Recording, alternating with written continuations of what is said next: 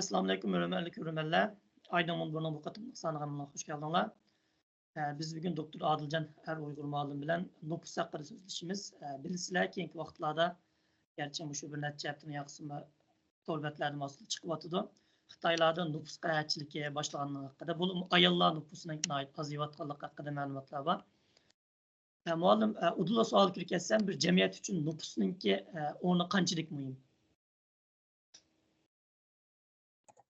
Bu nüfus emniyeti biraz bexatarlik meselesi hesabında. Biz oylaymiz bexatarlik desilaqa ishki bexatarlik, tashqi bexatarlik deb alaqa.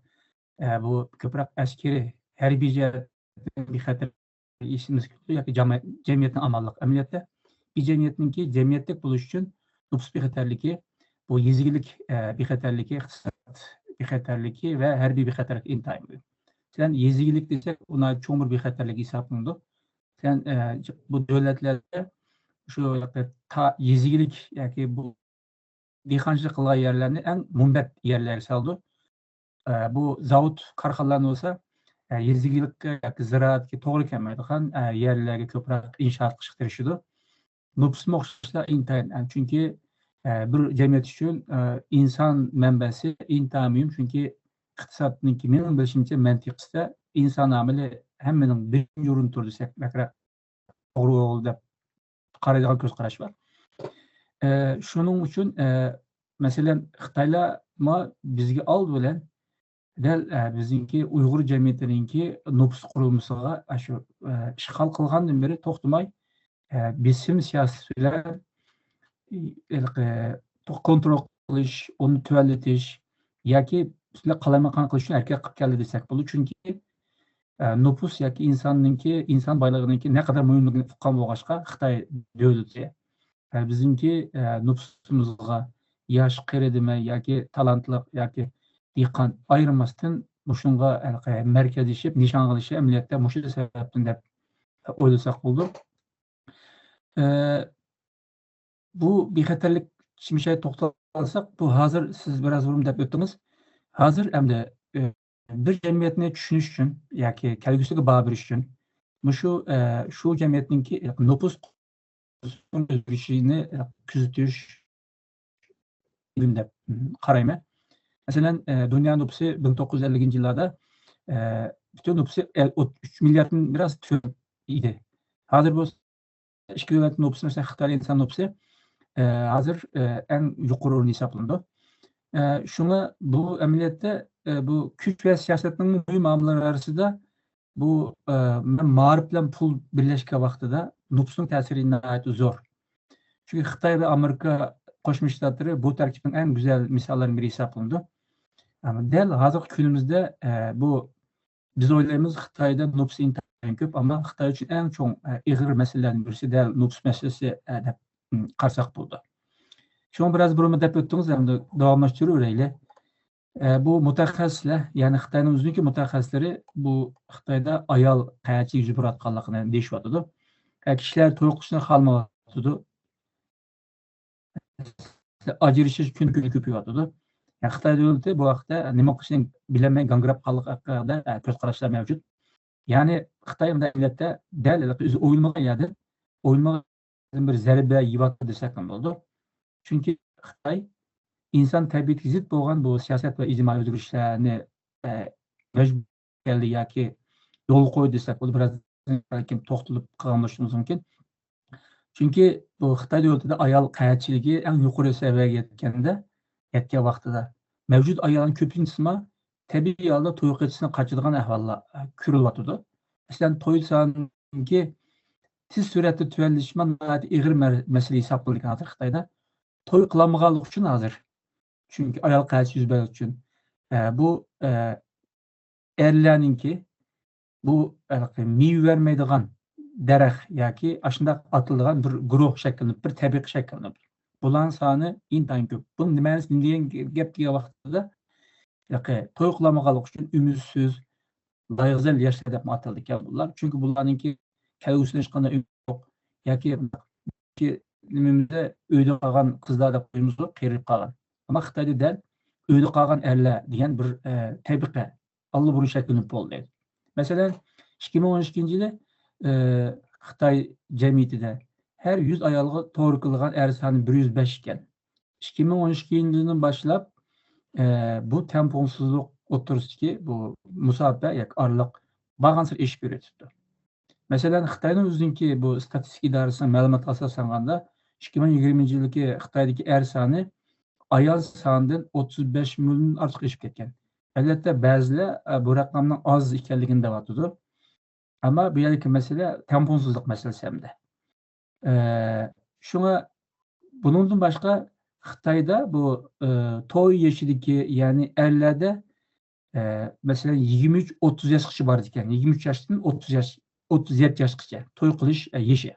Ayollar bo'lsa 22 yoshdan 36 yosh oralig'ida ekan. Her 100 ayolga to'g'ri qilgan er soni 2027 yilda bo'lsa, ya'ni 119 ga chiqdi ekan. Ya'ni 2 yildan keyin. Bu nima degan gap ekan desam, nuqs mutaxassislariga ko'ra 100 ayolga 119 dan 120 gacha er to'g'ri keldi degan gap. Ya'ni amaliyotda 20 ming ortiq er bika degan gap. Ya'ni to'y qilolmaydi degan gap. Ya'ni ayol yo'q yoki qiz bola yo'q degan gap.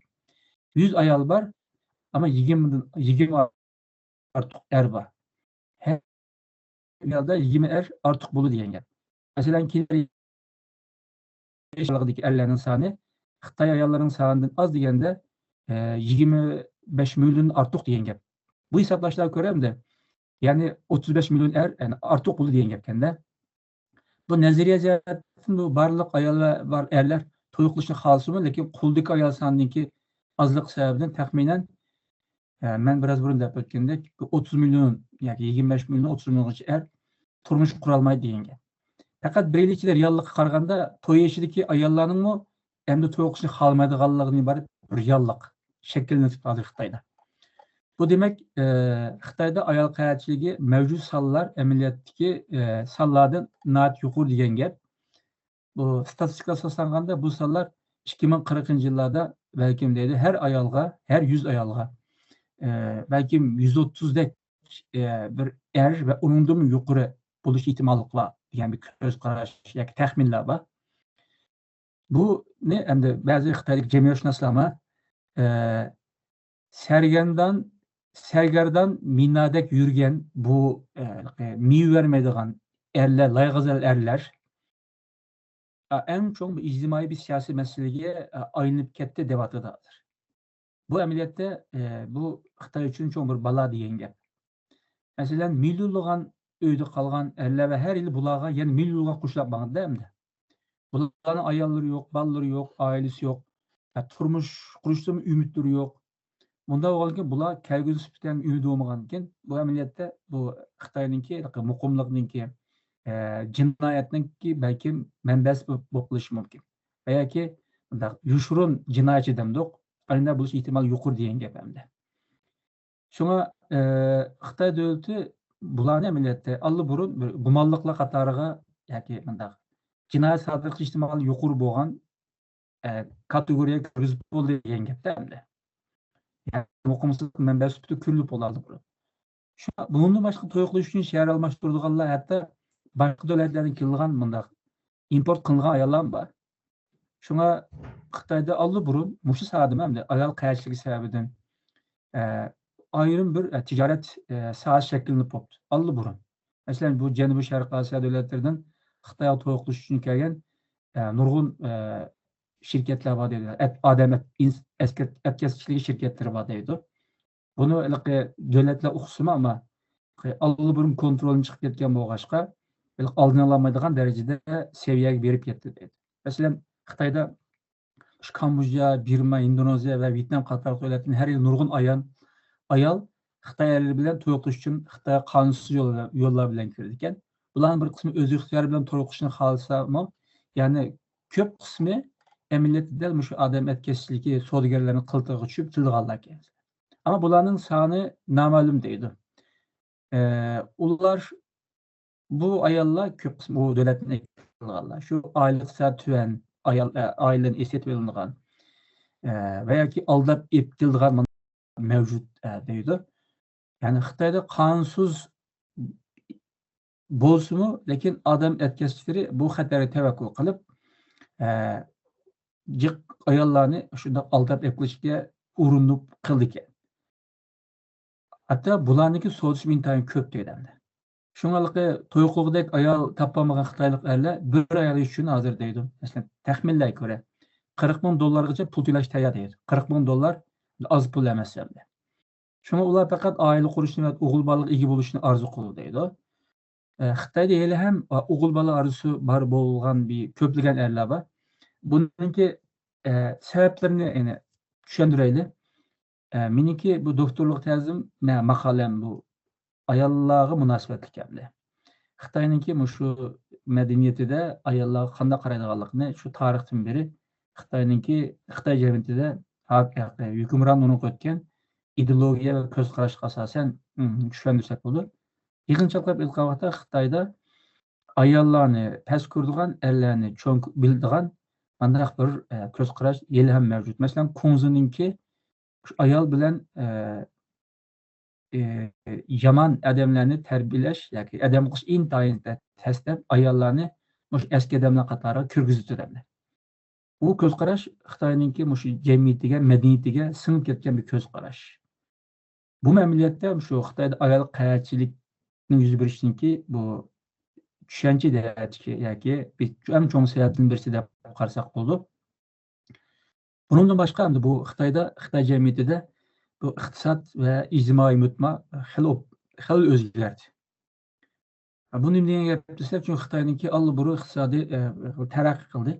Taraqqiy qilishga erishib, oila qurilishi o'zgarishi bo'ldi, shaharlash unlashga boshladi.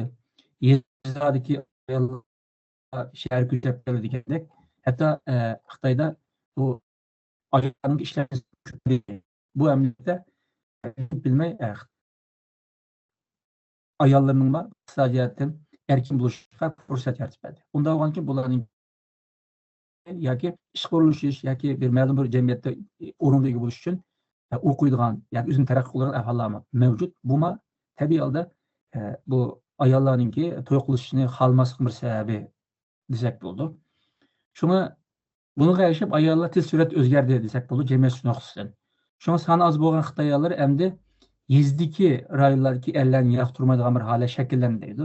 Masalan, biz xizmatga kirib iqtisodiyotning kuchaygan Xitoy ayollari o'zlaridan bayroq va yuqori o'rindagi erlarni izlaydigan ahvol bor.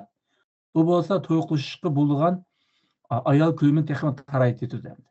Iqtisodiy o'lchamdagi ko'rinishda boylik keltirdi, ammo bu zo'q va ehtiyojlar har doim qo'lga kelgan kirimdan yuqoriroq bo'ldi. Masalan, meningki kirimim $1000 bo'lmasa, amaliyotda meniki zo'qlarim, ehtiyojlarim bundan ko'p degan.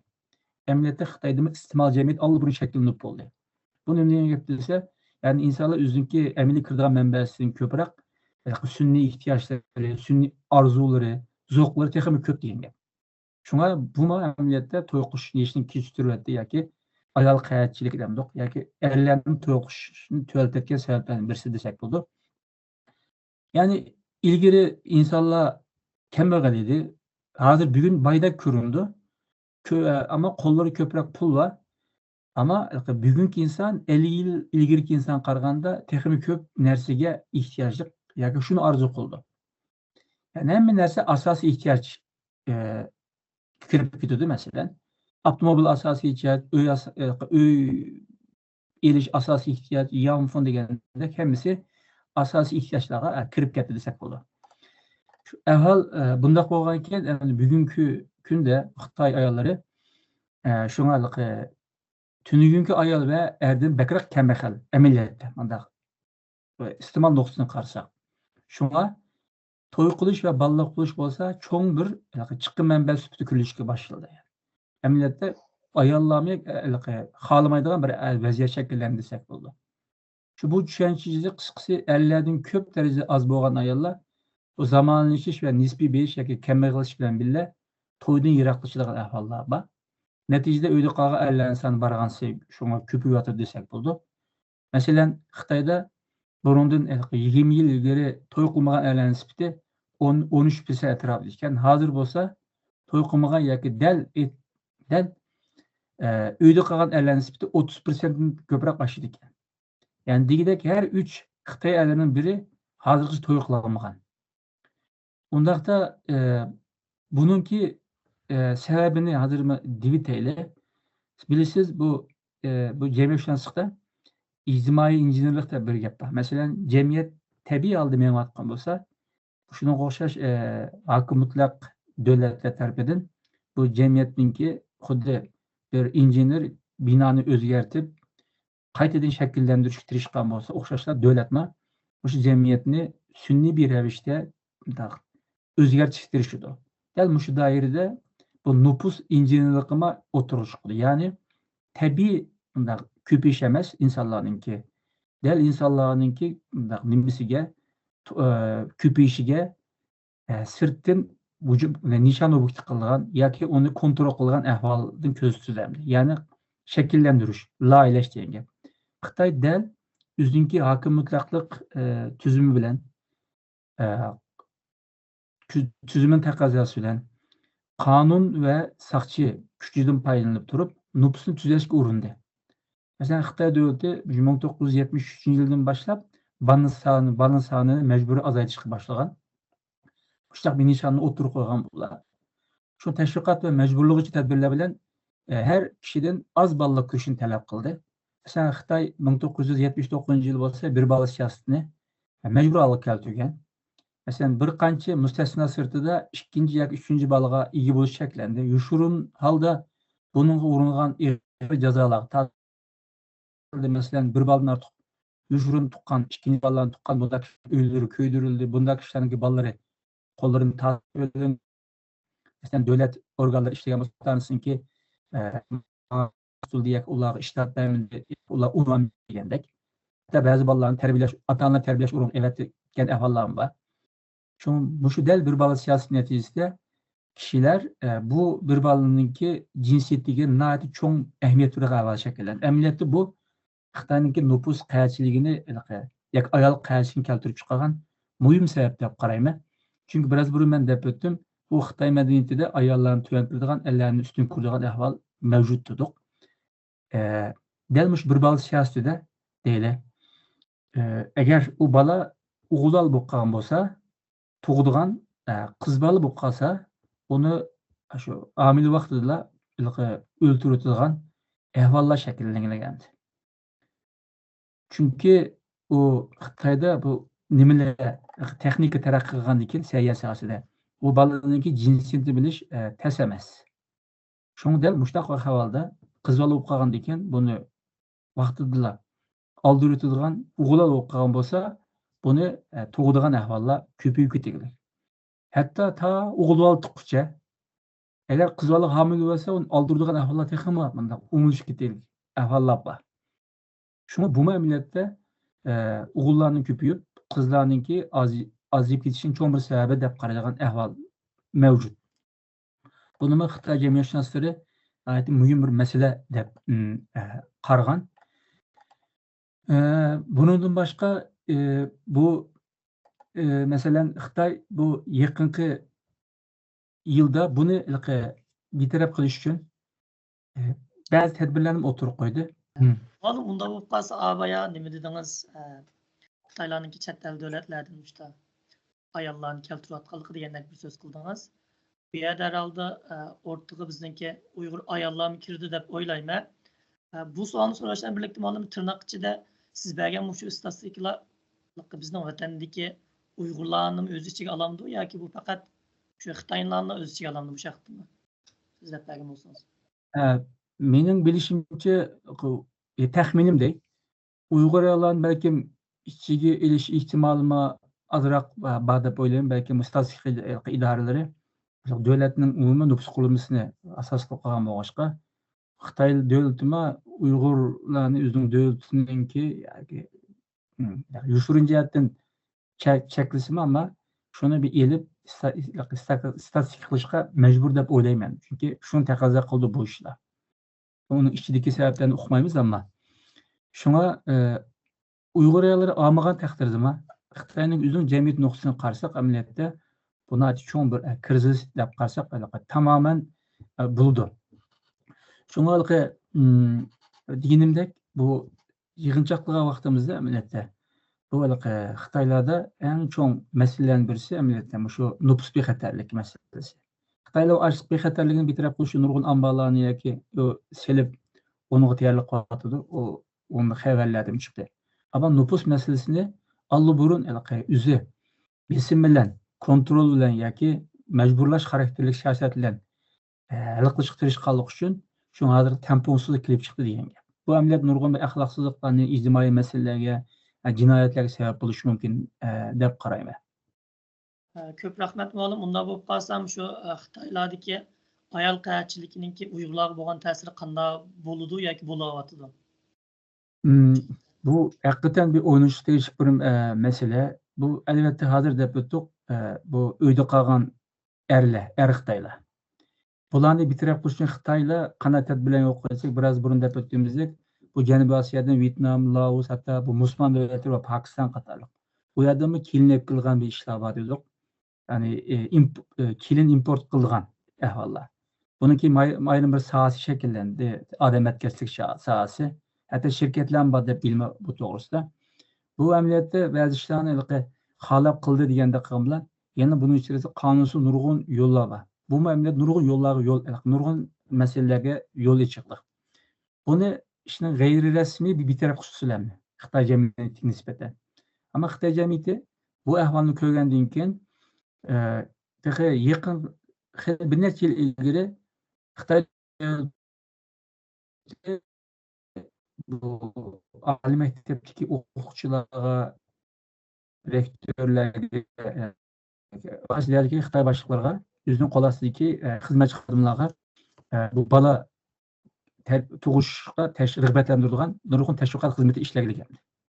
Ya'ni chuqur bola tug'ishinglar kerak, buni ahamiyat berishinglar kerak deb tashviqotchi emas, balki bunda rag'batlantiradigan siyosatlarni yo'l qo'ygan yer bor. Ama bunu bir taraf için indi aciz kelgan bo'lgan bo'g'ishqa azaldan yani 1949'dan başlap Sharq Turkiston'ı her cihetten şümürüp, her cihetten mustamlik qilib, bütün meylidən, Uyg'urlarniki bedeninden, bizim mal mülkümüzden, yarası baylıqlarımızdan paylanıp kelgan Xitoy Sharq Turkiston'a ibaret bundaq bir cho'ng yurishun bayliqiga bir yerdan albatta şu nüfus qayerchiligini, ayol qayerchilik masalasi uchun foydalandi deb taxmin qilsak, hargiz xatolashmagan bo'lamiz. Chunki masalan deyli, bu 49 ishg'ol qilib olgandan keyin qanday qildi desak, oldi bilan bu yerdagi Xitoy bu tirnoq ichida deyaptimi, Kommunist partiyasiniki askarlarini qoldirib qo'ydi, shunday qilib Gomindanning askarlarini shu qoldirib qo'ydi. Undan boshqa nurg'un jinoyatchi hammasini yine vatanga evatdi. Bularga ayol lazım. Ayollarning qanday qildi degan vaqtida meningki cho'nglardan anglashimcha yoki bu ishlarni iznib baqqanlar deyishcha, shu Xitoydagi ko'chaga chiqib qolgan ayollarni shu Xitoylarga shu vatanga evatgan. Bizning vatanga evatgan Xitoylarga to'y qildirgan bunday ahvollar bor deb bilamiz endi. Buni bu sohada iznib baqqanlar mushlarni deydi. Yani demek şu oğlum, yani cemiyetin daşkallarının hemsini eski cinayetçi, en rezil insanlarını, yani ahlaksız insanlarını bizim vatan gibi evet şarkılık, üzüm ve cemiyet içindeki nüfus meselesi müşne hal kılgan. Ellet müşne hazır kıldık, nüfus kayaçlılığı, yani ayal kayaçlık yüz bırakkan müşne bir devirde, elbette Şarkı Türkisiyaki bizimki Uygur cemiyeti Xitaylar için tepkisiz bir nimet desek oldu. Şunu kandak oldu, toy kılanmagan müşne lay gazel, ümitsiz, bu kabiliyetsiz, dişsiz Xitaylarni öydü qilib qolgan. Vatan g'iybat sharqiliq u yerda bizim Uyg'ur qizlarimizga majburiy to'y qildirgan ahvollarni qildi deb taxmin qilsak, men xatolashmagan bo'lamiz. Chunki Xitoylarning an'anasida mushtaq bir ahvol bor. Bu nima keltirib chiqadi vaqtda qanday bo'ldi? Xitoy o'zidagi masalani bizga yo'tkayotgan. Bizim jamiyatimiz yo'tkash orqali bizim nüfus qurilmamizni ig'ir darajada buzyapti desak bo'ldi. Ama qanchalik nisbati buzyapti, uni sansipirlar o'lchamak intayin tez. Ama Xitoyninki a tarafdan bizim a tarafga, yani Sharq Turkistonga o'ydi qilib qolganlarni import qilish orqali bizimki nüfus qurilmamiz buzyapti. Nüfus qurilmamiz buzyapti odatdagi gap emas. Nüfus qurilmamiz buzyapti degan gap bizimki oila tushunchamizga ig'ir darajada zarba berdi degan gap. Bizim ailemizni ayıp koygan mehrem düşüncemizge ig'ir ziyan berdi degan gap. bizimki neslimizningki sap holda davomlashishini buzyapti degan gap. Bizningki bundaq cho'ng dada, ondan keyin ayol, bolalar yashaydigan bundaq cho'ng oila qurilmasini yine buzyapti degan gap. Bizningki madaniyatimizni nereden yetkazimiz? Cemiyetdeki idare cemiyet yetkazay desak, nima bo'ldi degan vaqtida u yerda Xitoylar yo'l qo'ymaydi. Ammo oilamiz qilib qolgan. Masalan, bizningki tilimizni, urf-odatimizni, har qaysi Uyg'urlarga xos alayliklarimizni oilamiz orqali yetkazdik. Ya'ni bu Xitoyninki bu nüfus siyosati bilan bunga eg'ir darajada zarba berdi desak bo'ladi. Ya'ni biz o'zimizning madaniyatini yetkazadigan oila qurimiz iborat eng cho'ng güvenlik, bexatarlik panohgohi hisoblangan oilamizni ulni təvirtiyətdə desək tamamen bo'ldi. Əməliyyatda bizinki Şərq Türkistandakı siyasi bexatarlik qo'limizdan ketdi endi. 1949 onun burun ahvolini hozir degan demasakmi bo'ldi. Bu chegara bexatarligimiz, siyosiy bexatarligimiz, ulus davlat bexatarligimiz qo'ldan ketgan bo'lgandan keyin Xitoylar asta-asta nufus qurilmamizga bu yer hujum qilishga boshladi. Eng oxirgi namoyandasi nima desa, shu uyda qolib qolgan to'yuqlamagan layg'izar Xitoylarni vatanga o'tkazish orqali bu yerki bizningki güzel qizlarimizga mecburi to'y qildirish hisoblandi. Balki bu ishlar bunda ketaversa, keyin majburiyatdan chiqib xohlaydigan bir ahvol kelib qolishi mumkin. Chunki chorasizlik balki insonni shu yerga olib borishi mumkin deb o'ylayman. Muallim ko'p rahmat. Unda olib qolsa hozir to'rlarda ko'p o'qiyotimiz, uchrayotganimiz bor. Ammo lekin shu ayolga Uyg'ur qizlariniki Xitoy erlarga qildirilayotganligi to'g'risi. Ammo hozirgacha men asosan uchratib boqmadim. Shu Uyg'urlarniki, Uyg'ur o'g'illarniki Xitoy qizlarining og'irligi haqida hech qanday bir ma'lumot ko'rmadim. Siz bu haqda ma'lumot ko'rdingizmi muallim? Bu qanday bo'ldi agar demişler. Bu joyida so'raldi. Manma internet az uchratdim. Bu yilgi siyosatdan bakroq akimaliqi mustasno ansanda bir to'y qilgan ahvol bo'lishi mumkin deb o'ylasaqmi, ammo majburiy siyosat bo'lmagandan keyin bunday ahvolni az angladik va az uchratdik. Ammo men oliy maktabda o'qigan vaqtimda bu yerda shu yerda o'qigan Uyg'ur bolalar bor endi. Yani şu Beijing yoki Shanxayda qolgan Uyg'ur bolalar bor, ya'ni o'g'illar deylik. Ular mening bilishimcha bu yerdagi shu yerlik Xitoylarni to'y qilib ketdik. O'zi xohlab. Ammo vatanda siz degandek men bu erlarninki yoki o'g'illarninki Xitoy qizlari bilan to'y qilgan ahvolni az uchratdim, az angladim. Shu buning sabablaridan birisi balkim deymiz shu chiqish qilishdan bo'lishi kerak deb o'ylayman. Ammo bu amaliyotda siyosatga bevosita munosabatlik. Chunki bir davlat yoki Xitoyga o'xshash shunday hokim mutlaqlik ega siyosiy madaniyatida o'zga millatlarni cho'qim izdigan yoki zulm qiladigan mana bir madaniyatga bir davlatga ega Xitoy qanday qilsa oldi bilan besib olgan jamiyatninki eng sezgur bir tarafi bor. U bo'lsa ayollari.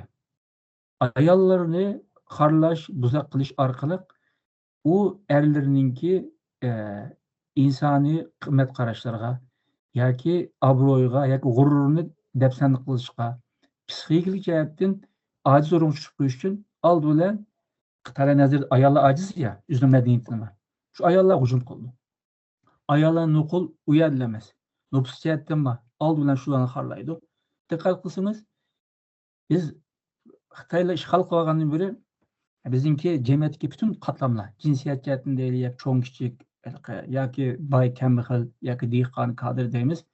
Asosiy jihatdan Xitoyninki umumga hujum uchirdi. Ammo bizningki afsus Uyg'ur ayollarimiz ikki qat, ya'ni ikkisi hujum uchirdi desak bo'ladi. Bir, zaten Xitoyning umumlik siyosatidan bir ta'sir uchirdi. Ikkinchisi bo'lsa, nuqul yana ayollarni bakra hujum nishoniga oldi. Çünkü Xitoylar nəhayət yaxşı oldu. Ayollarni hujum nishoniga olsa, hem u jamiyatninki bevosita nufus qurilmasiga ta'sir ko'rsatdi, hem de bizning madaniyatimizda bolani kim tarbiyalaydi, bakroq tarbiyalaydi desak, shu ayollar tarbiyalaydi. ayollarga bakrak hujum qilinsa, bolalarga nisbatan bunun salbiy ta'siri bo'ldi. Xitoylar yaxshi bilgan bo'lg'achqa, shungalikı ayollarning markaz qilgan siyosati bakrak kuchlik amaliyotda. Xitoylarniki. Bakrak kuchlik. Unda bo'lganki, bu siyosat bilan bevosita munosabat kitab qarayman. Agar deyil ta'tirini o'ylab boqayli, agar o'g'illarga mayda majburiy siyosat qilgan bo'lsa, balki bo'lishi mumkin deb o'ylayman. Ammo u majburiyatdan sal chiqib qolganligi uchun ayollar, chunki bizningki eng sezgir bir tarafimiz, uni hujum qildi. Diqqat qilsangiz, shu Ukraina Rossiya urushida eng ko'p zulmga yoki ta'sir ko'rsatganlar shu ayollar. Chunki nimadan shundaq? Masalan, Ikkinchi dunyo urushi vaqtida bu Rus askarlari Germaniyaga besib kirgan vaqtida qilgan ishi shu u yerni urib chiqish, ko'ydirib o'tish bo'lishdan birga shu yerdagi ayollarga bosqinchilik qilgan ahvollar intayin og'ir. Ya'ni urushda oldi bilan birinchi qatim zarba uchraydigan yana ayollar. Urushlar adım uchun. Shunga vatandagi qurbonlik kim? Boshda shu ayollar kelgandi. Shunga u siyosatlarni bevosita munosabat deb o'ylayman. Muallim unda o'qas amaliyat hozir siyosatlarni bevosita munosabat deyish orqali mushagiga kirdik deb o'ylayman. Xitoylarniki vatanga nüfus ko'chirishi bak burun boshlangan ish bo'lsa, ammo shu 2016-17larda shu lagerlarning echilishish bilan birlikda nüfus ko'chirish texnik bir avjiga olgandek. Shu Uyg'ur erlarning bo'lib, yoshlarningki shu lagerlar qamalgandan keyin jamiyatda to'y qildigan Uyg'ur yoshlarning aziyib qolishi, buning o'rnida darhol Xitoylardan kelgan shu lalmularniki, aqllarniki bu o'rnini elishi degandek shu bir hodisa bordek o'ylayman. Bu vaqtda nima deysiz ma'lum? O siz deganingizdak u bizningki jamiyatniki bu iqtisodiy siyosiy jihatdagi o'zgarishlar u bevosita munosabatlik u ahvol deb qarayman. Chunki bundaq o'ylasak, undan burun bundaq kollektiv holda emasda Hindistonda ko'rilgan bu hodisa bu Xitoyninki 2014da kun tartibga kelib 2017da biroqla siyosatniki qattiq bo'lib ketishi bilan bevosita munosabatlik deb o'ylaymiz. Chunki ben deganimdek Xitoylar 2014da o'zining nishonini o'tirib qo'ydi. Asta-asta tashviqot qilishga boshladi va tatbiqlashga boshladi. Uni 2017-yili umumyuzlik hujumga o'tdi. Ya'ni qanday hujumga o'tdi desak, oldin bularning ko'kini quritish, naslini quritish degan o to'rt kesishni o'tirib qo'ygan bo'ldi. To'rt kesish, beg'ini kesish, manbasini kesib o'tish degandakchi. Oldi bilan, ya'ni buni amalga oshirish uchun qanday qildi? Umumyuzlik bir nazorat va kontrol sistemini yo'l qo'ydi. Ondan keyin lagerga o'xshash u siyosatni yo'l qo'ydi. Ondan keyin darhol buni ergishiblar Uyg'ur ayollarini tug'mas qilgan, nüfusini kontrol qilgan, dori berdigan, onun qilqidek nima taqaydigan ahvollarni umumyuzlik boshlatgan bo'ldi. Onun keyin bo'lsa, yana u bevosita ayollarning qeshidagi o'g'an bolalarimizni elib boshqa yerga operatsiya yoki ko'chiradi desak bo'ladi. Şu emniyet deganimdek yine bizimki vatandagi o bo'lib o'tgan narsalarni anda jamiyatningki tabiiy o'tirib chiqqan o'zgarishdan bakroq siyosati, Xitoyning siyosatiga parallel bir şekilde shuningki doirasida izohlab qolmasak, o jiq narsani tushundira olmagan bo'lamiz. Deganimdek hozir hammadan chataqiri ham Xitoyninki bevosita hujum uchrayotgan ayollar bo'ldi. To'y qilgandan keyinmi? Yanıla deyiləm, ayollar otursa bir masala yuz berdi shundami? Ba'zida kelishmaslik yoki ixtilof yuz berdi. Shu ayollarmi deyli, navada Xitoy ayollaridan xo'rlansa, buni Xitoy sud mahkamalari qandaqdir ayol o'tirishga munosabat nuqsidan emas, siyosiy nuqsidan betaraf qilish mumkin. Qara, buni ijtihod qilmadi yoki eriga javob qaytardi deganda normal insoniy bir xarakterlik tabiatni nevis ifade sübtü demez. Siyasi seviyeye kapırıp muallık kılıp o vaqtda yine bir xo'rlanish ihtimoli bor o'ylayman. Chunki biz Xitoyda o'tirib qandaqdir kishilar o'tirish munosabat emas, amaliyotda Xitoyda o'tirishdagi o milliy masala deb qo'ysak tamom bo'ldi. Yine bu yerda yine Uyg'urlar afsus, yine shu Xitoyning o siyosiy sababidan yeni bir qatim zararga uchrash ehtimolligi bor. Köp rahmet muallim. Vaqtni bir yerga ko'rib qolibdi. Muallim unda bo'lib qolsa, gerçi bir qator xavflarni o'tirib qo'ydingiz. Unda bo'lib qolsa, shu Xitoylarniki shu ayol qaratchilik va Uyg'urlarga yuzlanishidan keyin bizni kütüp turgan en çoğun xatar nemadır sizce? Bunun aldığını biz aldın alalıgıdek bizde imkaniyet var mı yok? Xavfni siz deganda xavfni deb o'tdim degan bo'ldi. Amaliyotda bizdima ig'ir darajada ayol qaychilik yuz berdi deb o'ylayman. Xitoylar yuz bergan qaychilik bizda yuz berdi chunki Xitoy erlari bilan mecbur to'y qilishga mecburlandi hozir. Uyg'ur xonim qizlari. Ondaqda qanday bo'ldi? O'tirdi yana bizdima bir turkum to'y qilolmaydigan erlar yoki o'g'illar ko'payishi mumkin. Shuna tabiiy oldi-chu. A sababdan. Chunki uninki sabab ta'siri bilan bizdima ayol o'tirishki tamponsizlik kuchayib ketishi mumkin. Ayollar azab ketadigan, erlarninki nupsi ko'payib ketadigan ahvol. Bu biz uchun eng cho'ng bir xatarlik ahvol deb qarayman. Undaqda bizningki uyda o'tirib qolgan erlar yoki o'g'illar qanday qildi? Bir necha xil yo'l bo'lishi mumkin. Ya to'y qilmaslik mumkin. To'y qilmaydigan bo'lmaydi. Chunki u ehtiyoj, qilmas bo'lmaydigan ish, oila qurish orzusi.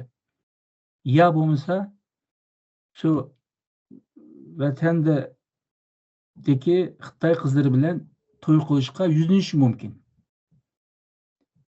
mumkin. Bu eng cho'ng, ya'ni bizningki nupus qurilmamizni zo'r darajada o'zgartirish mumkin deb o'ylaydigan bir ahvol deb qarayman. Balkim deyli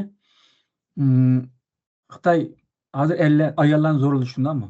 Ertaga deyish mumkin. Chunki Xitoy hamma ishni mana tabiiy oldi bitirib qilgan emas, masalalarga qarata emas. Cho'qim uni kontrol qilib, o'zining besim bilan bitirib qilishga ko'nib ketgan bir siyosiy an'anaga ega. Uyg'ur o'g'illarini sen majburiy Xitoy qizi bilan to'y qilsa desa, uni qilish mumkin. Cho'qim deyishi mumkin. Bir bola emas Xitoy ayollaridan bir necha farzand bo'lishing mumkin deb deyishimi mumkin yani. Bir emas 3-4 farzand ko'rishing mumkin deb uni majburiyat keltirish mumkin. Chunki deganimdek Xitoyning an'anasida yoki bizga yo'q qo'ygan siyosatida majburlash birinchi o'rinda turdi. Kontrol qilish birinchi o'rinda turdi. Uni tuzatish birinchi o'rinda turdi endi. Bu bir xatarlik ahvol. Bu ahvol shunga bizningki qiladiganimiz vatanda bir ish qilamiz, ammo chet elda shu hozirgi kunda feminizmda bir iqlim bor. Lekin bizning bu jamiyatda chet eldagi yaxshi ko'rilmaydigan bir iqlim. Lekin bundan foydalanish bo'ldi. Chunki feminizmning ayolning haqqini qo'llaydigan mana taraflari bor. Chunki u feminizm ham baqa o'tirib chiqqan bir iqlim emas. Yevropada ko'rilgan ayollar haqqidagi haqsizlikqa qarshi ayollarning haqqini qo'llash, davlatga qarshi haqqini qo'llash, erlarga qarshi haqqini qo'llash qatorliq nurg'un ayollarning haqqini, insonlik qadr-qimmatini himoya qilishga to'qilgan bir iqlim. Uningki radikal taraflari bor bu iqlimningki. Ammo mo'jizli taraflari bor. Uni paylansa tamamen buldu. Bular Yevropadagi davlatlarda buni sezgir masala. Hatto Turkiyada buni sezgirlashga boshladi. Ayollarning haqqini qo'llaydigan derneklar bor, jamiyatlar bor, vaqtlar bor, hatto jurnallar bor. Chunki masalan ayollarning haqqini qo'llash uchun qaysi bir hukumatga bormam, yoki Yevropa yoki Turkiyada u darhol qabul qilingan bir masalaga aylanib ketdi shu hozir. Ko'proq ayollarning haqqi birinchi o'rinda turdi desak bo'ldi. Shu musharqiliqni balki hech bo'lmasa Xitoyning shu rezil siyosatlarining yuritib bergan bo'lishi mumkin va yoki ijtimoiy xalqniki qo'llashiga erishib, ijtimoiy ularning siyosatchilik ozroq bo'lsin besim qilish mumkin. Shuni hozir men o'ylayman, biz hozir ko'proq Sharq Turkistondagi o'nlik ahvollarni inson haqlari deb ko'proq o'tirib chiqyapmiz. Ammo maxsus shu ayollarningki xo'rlanishi yoki dafsanlik qilinishi yoki ayollarningki huquqini qo'llaydigan ayrim bir guruh yoki bir bizda shakllangan iqlim yoki kuchi yuqori bo'lgan, nufusi kuchli bo'lgan bir narsani hozir ko'rmadim. Ammo shakllansa pek yaxshi bo'ldi deb o'ylayman. Chunki buningki unumi boshqaga qaraganda texama kuchliroq bo'ldi deb qarayman. Turkiyadami pek sezgir bu masala hozir. Pek sezgir. Qayerga bormang bu cho'qim qo'llash himoya qilingan, qo'llashga erishilgan bir masala. Mesela 3-8 keldi. 4 kundan keyin. Siz ko'rmazsiz balki chet elda balki bir xabar chiqishi mumkin yoki bir program ishlanishi mumkin, ammo amaliyot yoki bir raport chiqishi mumkin. Amaliyot jihatdan ammo xalqaradagi ayollar tashkilotlari bilan yoki bir aloqa o'rnatib, ular bilan birlikda harakat qilgan aholilar bo'lmasligi mumkin deb qarayman. Chunki biz anga seviyaga kamlik deb qarayman. Bizning masala bor endi. Ko'p rahmat ma'lum. Bu oxirgi deganingiz bak muhimki haqiqatan o'sha ayollar nuqtasidan chiqish qilib turib tavaqi farqli bir platforma qurish muhim ishkan. Bu o'ynashlik ishkan xudoyim bilsa. Bu temada bir ishlar bo'lib qolar. Ma'lum sizdan bu tema haqida boshqa deydiganlaringiz bo'lmasa, o'sha tugatamdik. Bo'ldi. Rahmat. Ko'p rahmat ma'lum bo'lsa, keyingi sonda ko'rishaylik. Aman bo'lsin.